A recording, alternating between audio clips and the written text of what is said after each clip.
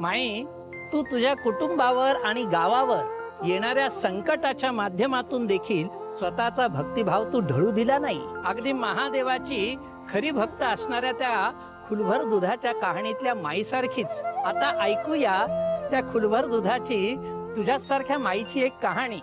एक आटपाट नगर होतं. या नगरातल्या मंडळींना सुख, शांती आणि आनंदाला कशाची ददात नव्हती.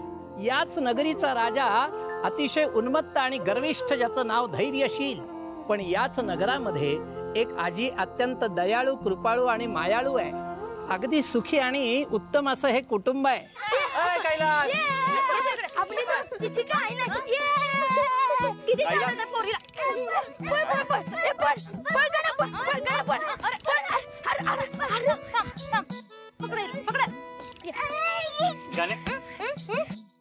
तिला कधीपासून तिची काउंट दे परत तिला.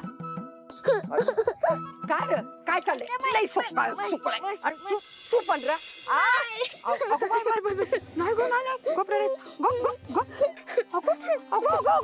नाही रडायचो. किती ते समजून सांगायचो बाई. हे बघ बाई, घरातली समजा हंड कसं पाण्यानं गच्च भरलेले.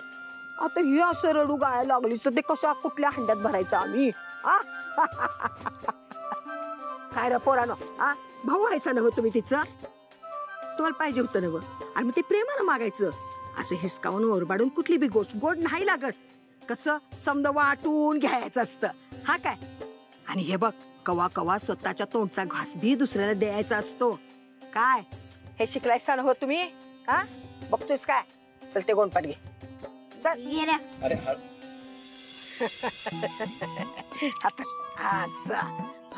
आंध्र आता ते देवा टाकते. ठेव तिथं असं अंगाशी. आता हे झालं किती झालीत का 3 वाट? आता उचला तुमची वाट अंगाशी. आनंद बी असाच वाटून घेतला की तो लई गोड असतो. या काय माई, तुम्ही हायसा म्हणून पोरं नीट वागत्यात. वय ते बी खरंच आहे म्हणा. पर माय, तू कुठं होती एवढा वेळ? अरे मी जाणार कुठं? डोळं बंद करून झोपेत जरी पावलं टाकली तरी आपसूक जाणार कुठं? महादेवासमोर. हा, डोसकं टेकाया.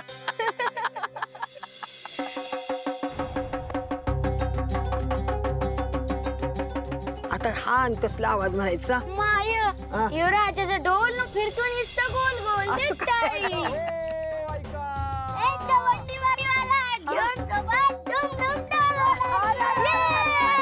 ऐका हो, ऐका.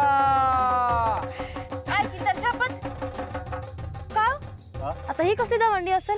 कुणाच ठाव, पर त्या राजाच्या डोसक्यामध्ये काहीतरी नवीन खूळ शिरला असणार बघ. आता खेळ त्याचा होणार आणि जीव आपला जाणार ग. कुठनं नशिबाचं दान फिरलं आणि चक्रम राजा आला आमच्या नशिबाला. आता काय प्रजा उपाशी आणि ह्यो हाय आपला सुस्त तुपाशी. ऐका हो, ऐका.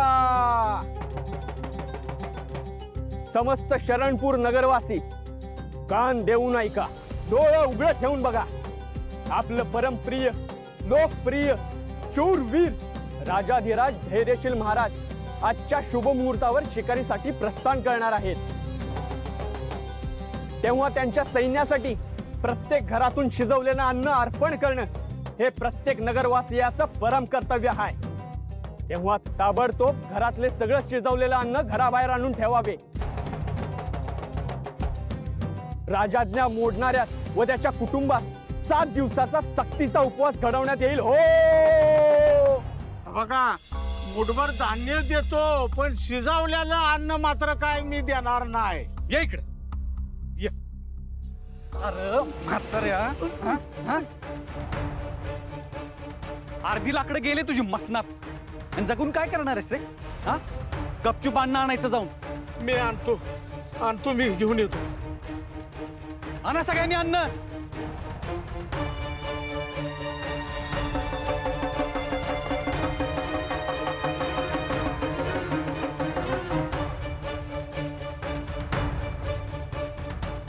का रे म्हाताऱ्या, परत जाऊन तोंड उघडलंस तर जिवंत ठेवणार नाही तुला. कळलं का? हा,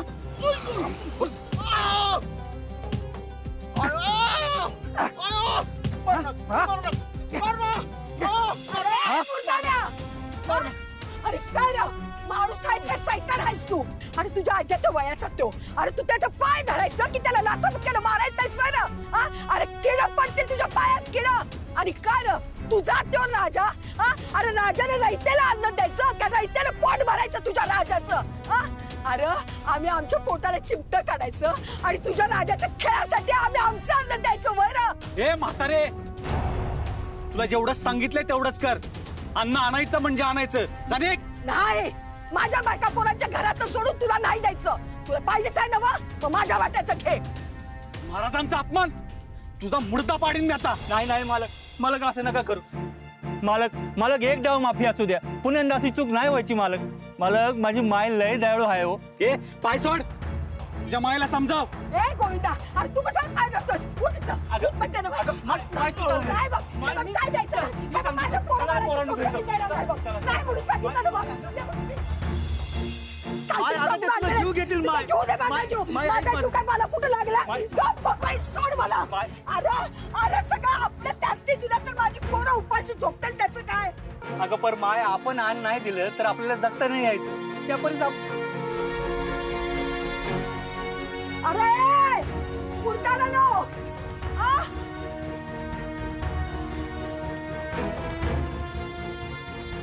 अरे मुर्दाला नो. अरे आम्हा गरीबांच्या घरातल्या पोराबाळाच्या तोंडचा घास खाऊन स्वतःची पोटं भरताय. लाज कशी वाटत नाही? अरे तुमच्या नळ्यातून घास उतरतापणी कसा? सोड ना. माय, अगं तू नका ना मध्ये पडू.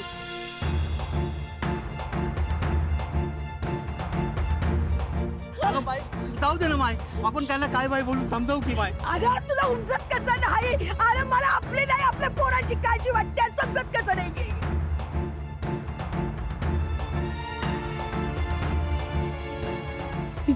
तुला समजत कसं नाहीये? अगं वय ग माय, अगं आपल्याला समध्यांचीच काळजी आहे. आणि माय काय बाय बोलून आपण त्यांना देऊ की घालून? आणि माय एवढं ते गेले बी असतील ग.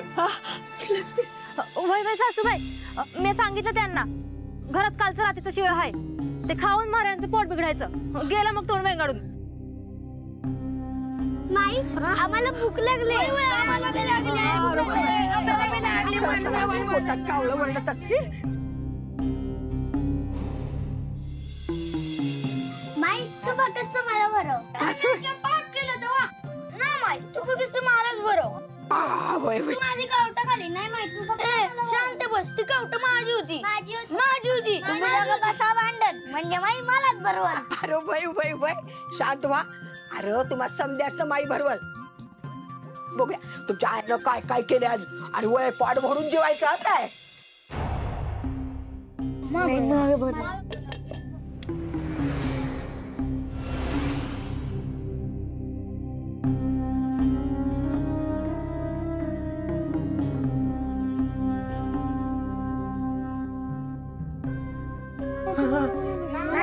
अरे राधा, ए गोविंदा, राधे.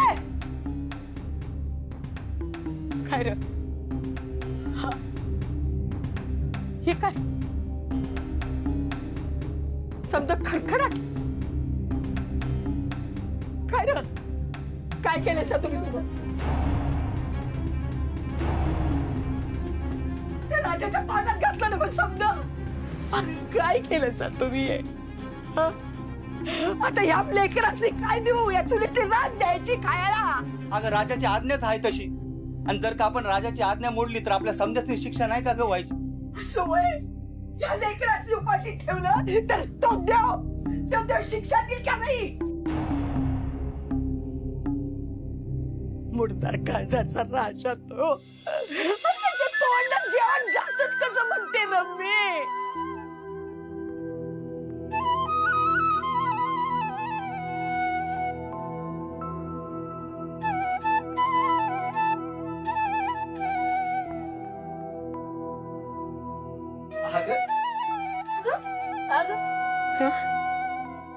हे काय कशा पाहिजे?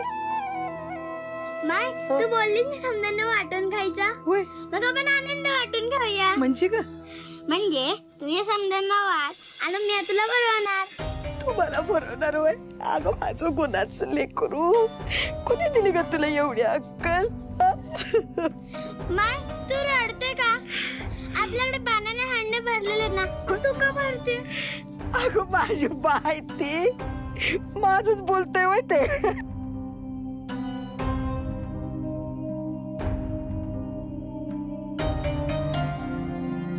कोणी अक्कल दिली ग तुला एवढी?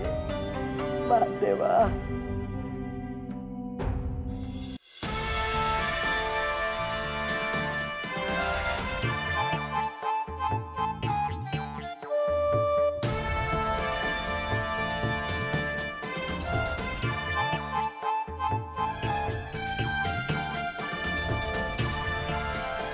महाराज वा वा वा वा. हो या डरकाळीनं साक्षात वनराज सिंह सुद्धा घाबरले असतील.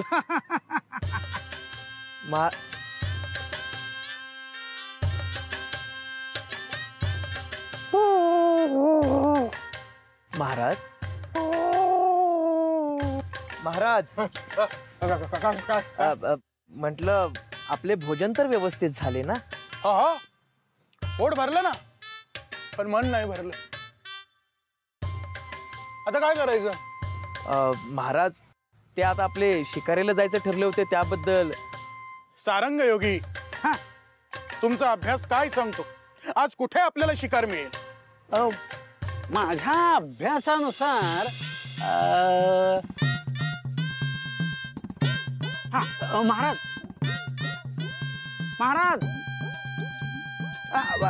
माझ्या अभ्यासानुसार अवकाशात पूर्व दिशेला सिंह राशीत चंद्र आहे. काय सांगता काय? अहो प्रधानजी, आकाशात पूर्वेकडे चंद्र आहे. पण महाराज हे सगळ्यांना माहितीये.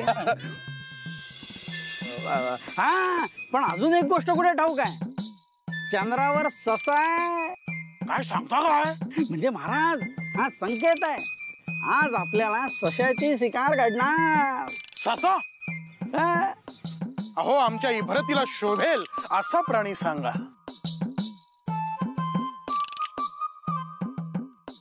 हा मी जागा आहे मी जागा आहे. तुमच्या इभरतीला शोभेल असा प्राणी सापडला.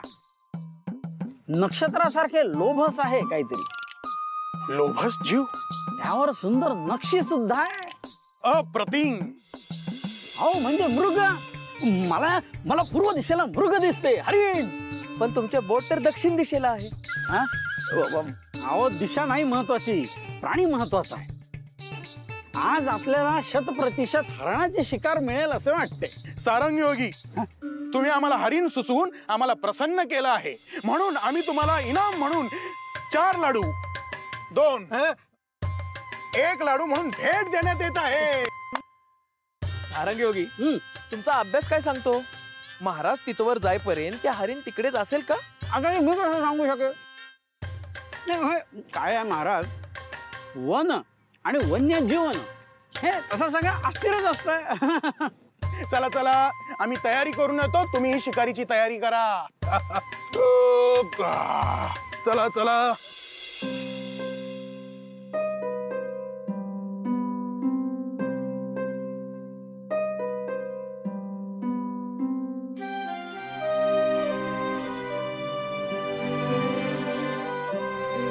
नाही बाळा, आपण नाही खायचं हे. आपण दुसरीकडे जाऊ, तुला खाऊ देणार आहे मी. असं नाही करायचं.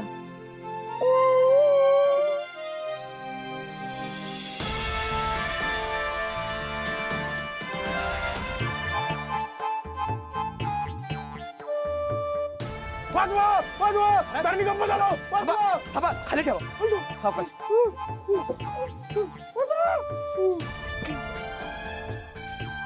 आम्ही असे हलत डुलत का होतो? तुम्ही झोपला होता. हे म्हणजे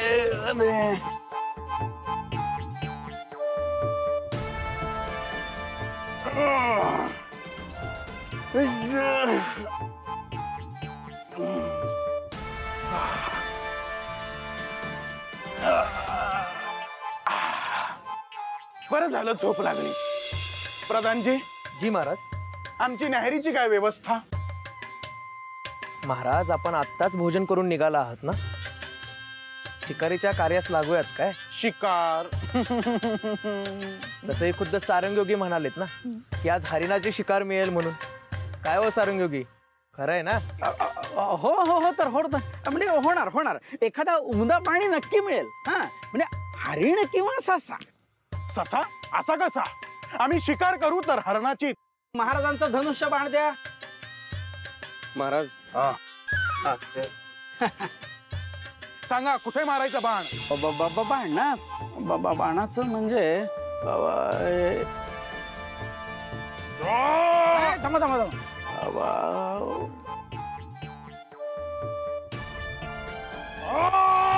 नको थांबा थांबा. हे पण चुकलंय. हे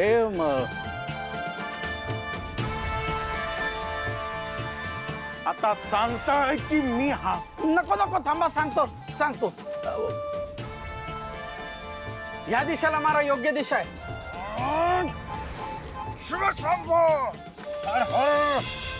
लक्षवेध झाला, लक्षवेध झाला. अरे बघत काय उभे राहिला, जा लवकर सावध घेऊन या. मी म्हंटल नव्हतं ही योग्य दिशा आहे.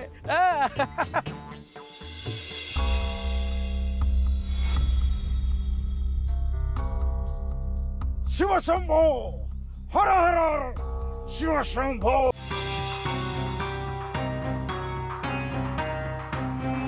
हे तर कोणीतरी साधू महाराज आहेत. हे आमचे शरणपूरचे राजे, महाराजाधिराज धैर्यशील राजे. हा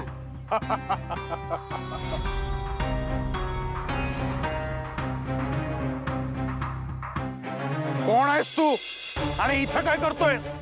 हे राजन, तुझ्या सत्तेच्या उन्मादानं इतका तू अंध झालायस की आपल्या हातून काय महापाप घडलं याची तुला कल्पनाही नाहीये. एक साधू पुरुष म्हणजे निसर्गाचा, भगवंताचा अंश, त्याच्या भोजनात तू केवळ विघ्नच नाही आणलास तर त्याच्यावर जीव घेणा हल्ला देखील केलास.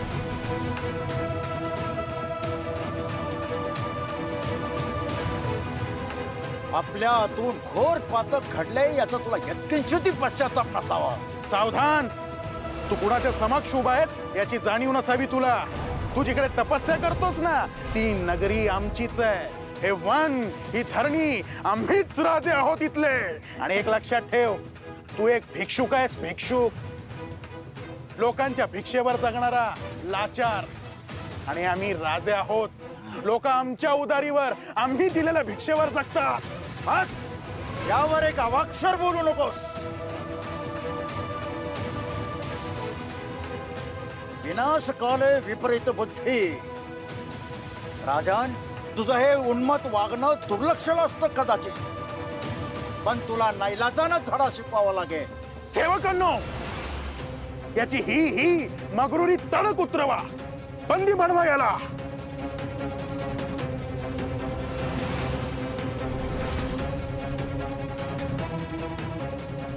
हे राजन, मला आता हे पाऊल उचलायला तू भाग पाडलायस.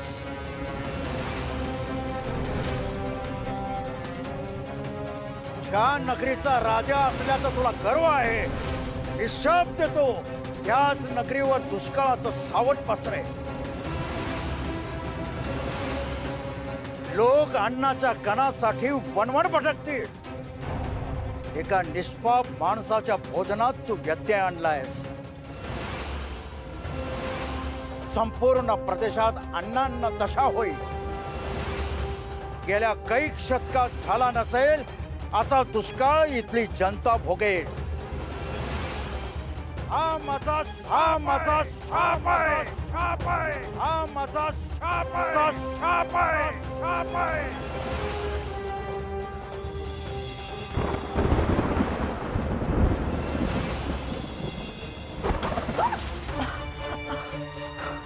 सासूबाई,